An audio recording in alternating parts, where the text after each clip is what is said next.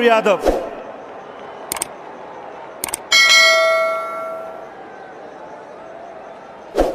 And the captain, Rohit Sharma.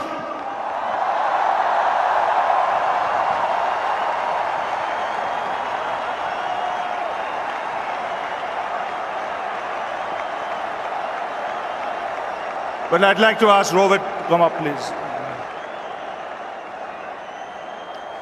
Well, Rohit, tough luck. You can hold your head high with the way you played, but on the given day, Australia were too good. Yeah, I mean, look, honestly, the result has not gone our way. Obviously, we know that we were not good enough today. But again, I think really proud of the team, how we played from game one. Just wasn't our day. We tried everything we could from our side. But yeah, wasn't supposed to be. 240 you got. What do you think was par for the course there? Yeah, honestly, I mean, 20-30 more would have been good. We spoke around 25-30 overs when KL and Virat were batting.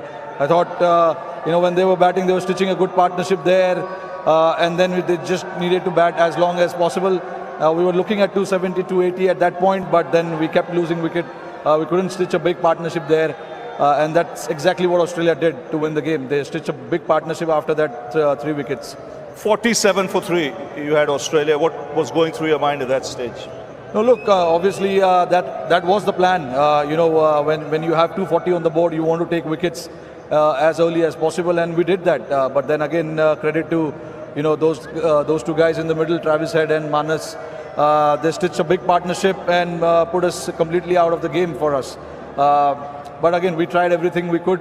But I thought the wicket got slightly better to bat under the lights. I was coming to that. Thoughts on the pitch? It was slow first up, and then in the last 20 overs or so when Australia batted, came on nicely.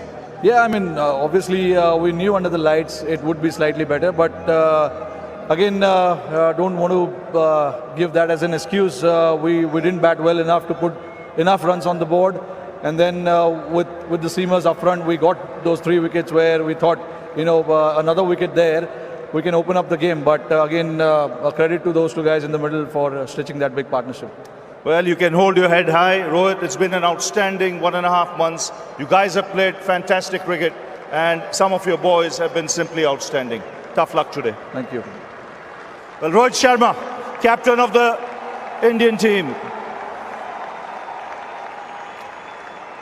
And I'd now like to ask the victorious Australian team to come up and receive their medals from Mr. Greg Barclay, the ICC chairman.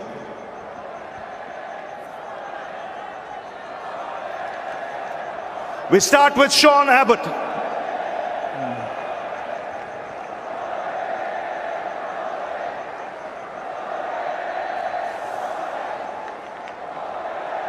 Mr. Alex Carey.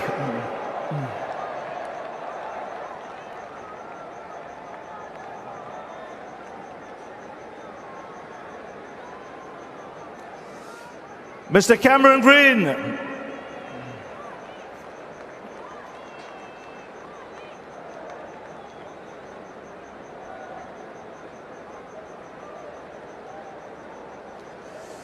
Joss Hazelwood.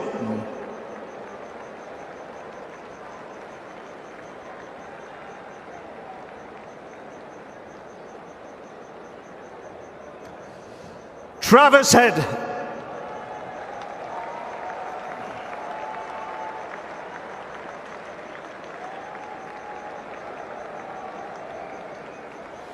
Josh Inglis.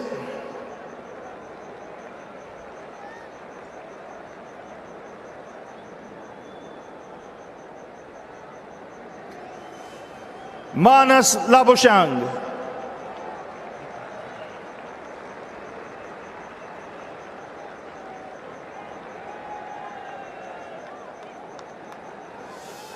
Mitchell Marsh.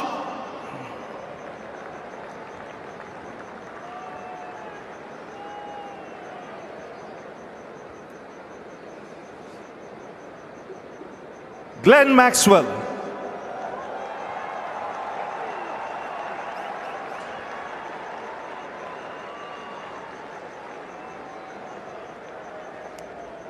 Steve Smith.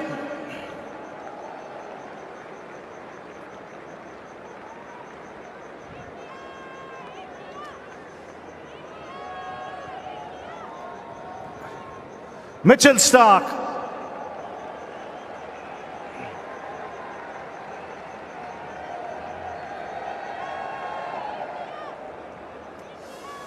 Marcus Stoinis.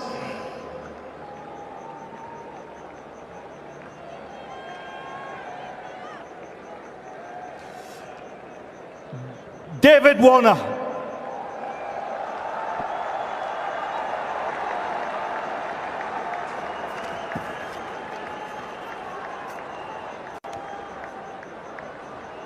Adam Zampa.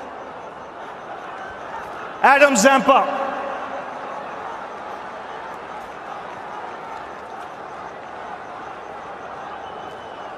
And the captain, Pat Cummins.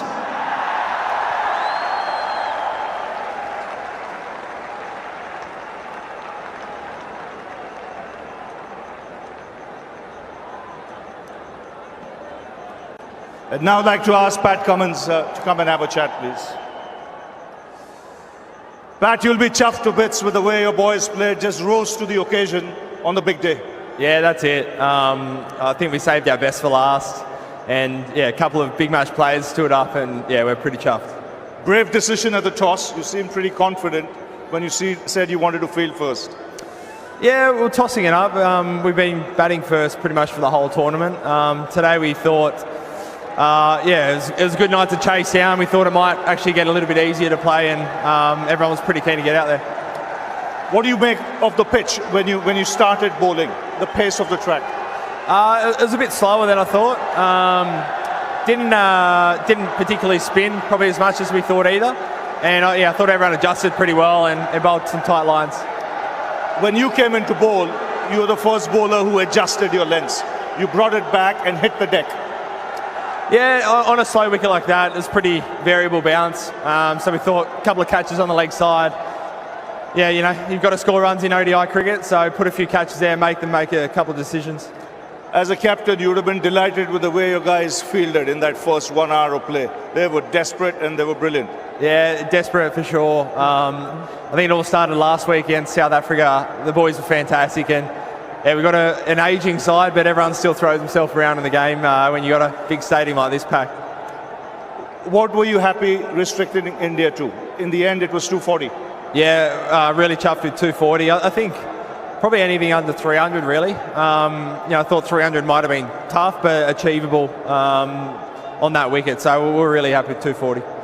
Now, to win a World Cup final, you got to show character. And at 47 for 3, there might have been a few, your hearts fluttering there, but that partnership was magnificent. Yeah, I was one of those blokes with the hearts fluttering upstairs. I was pacing. Magnificent. Marnus walked in and he had a cool head straight away, and Trav just does what he does. Really brave again. He takes the game on, puts the pressure back on the bowlers, and to do it on the biggest stage, shows a lot of character. No, but when you look at Travis Head, he missed the first half of the tournament. He comes in, gets 100, and he finishes off with 100, and in blazing fashion on a big stage. Oh, amazing. And I think the unheralded few, the selectors that backed him in, even when he was at a broken hand, and the medical team to get him back. It was a big risk that we took, and it paid off. And you couldn't be happy for Trav. He's a legend. We love him, and how fun is he to watch? Now, this is probably the biggest crowd we've seen for an international match, and it happened to be a World Cup final, close to 125,000 people. What did it feel like? It was awesome. I must say, I was pretty happy they were silent for a lot of the bowling innings. A couple of times they got loud, and it was really loud, but fantastic. The passion in India is unrivaled around the world, and I think it's amazing that every single person's wearing the blue shirt. So you look around, and it's a pretty special moment. One that, whatever the result happened, we're never going to forget a day like today. Now, what did you tell your boys? You lost the first 2 games, and then to bounce back and recover in the manner you have, winning 9 on the trot. What was the message sent after those 2 games? You've got to go and win a World Cup. You just can't wait for it to happen. And I think you've got to be brave at times. You've got to take the game on. And there was a real shift after those first 2 games.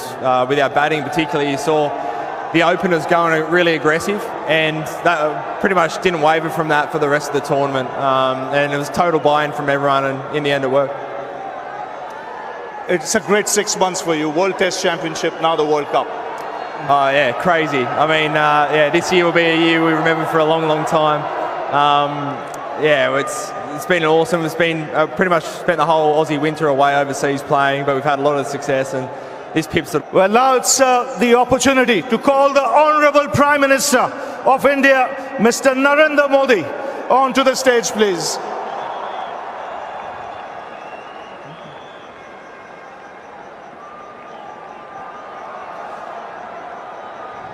And we'll also invite Mr. Richard Marles, the Deputy Prime Minister of Australia.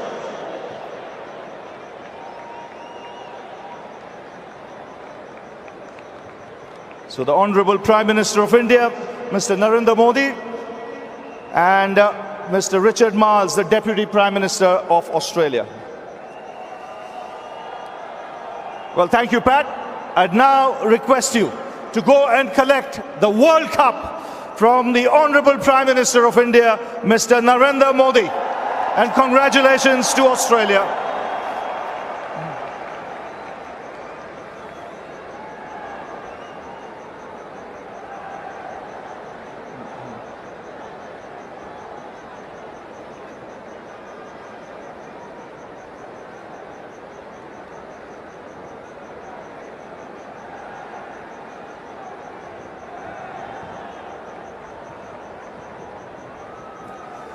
And it's many congratulations to Australia.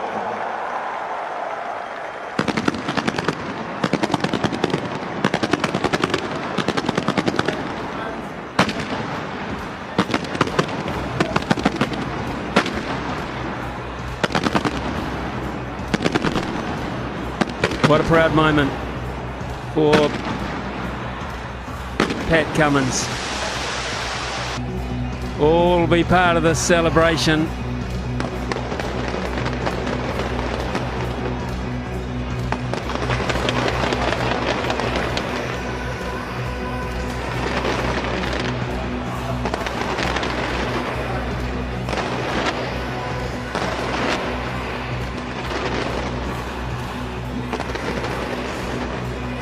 This is the moment. This is the moment when Australia can celebrate as a unit. Up she goes, Pat Cummins, up she goes.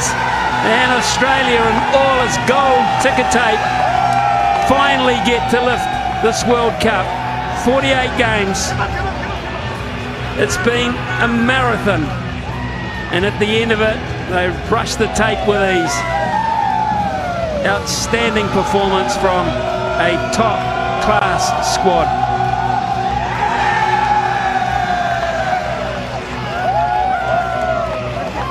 Something leads everyone to believe that this is just the very start of the party.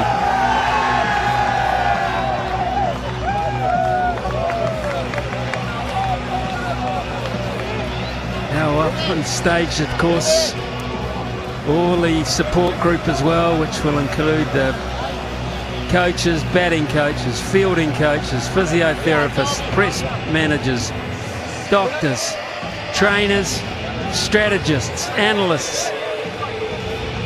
A veritable A380 full of squad. And they are all part of this amazing feeling that Australian teams have got to do on a regular basis when it comes to the Cricketing World Cup. Photo after photo will be beamed around the world. This coverage is still going to many, many countries. And the smiles won't be disappearing for quite some time, you imagine.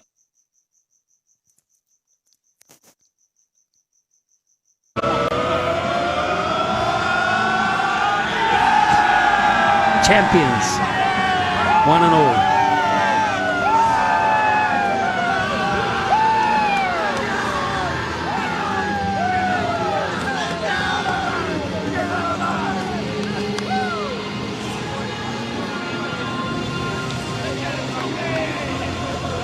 Ten teams came in